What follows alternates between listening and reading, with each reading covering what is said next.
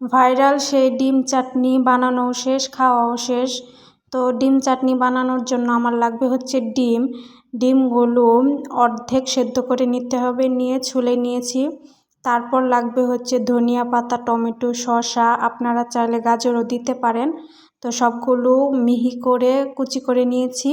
এখানে দিয়ে দিলাম তেঁতুল, চিনি প্লাস লবণ, ম্যাজিক মশলা, সবগুলো উপকরণ দিয়ে ভালো করে কষিয়ে নেব। তো আমার কাছে সবচেয়ে বেশি ভালো লেগেছে ডিমের চাইতে ডিম চাটনির যে চাটনিটা যেটা বানানো হয়েছে ওইটা আমার কাছে বেশি মজা লেগেছে।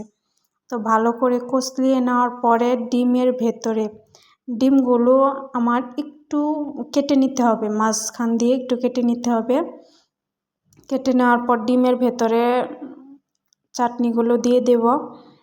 তো এটার নাম আসলে আমি জানি না সঠিক, এটা কি চাটনি নাকি মানে আমি সঠিক জানি না। তো ট্রাই করলাম আর কি, খুবই মজা হয়েছে, সবাই খুব মজা করে তৃপ্তি করে খেয়েছে। আপনারাও চাইলে বাসায় ট্রাই করতে পারেন।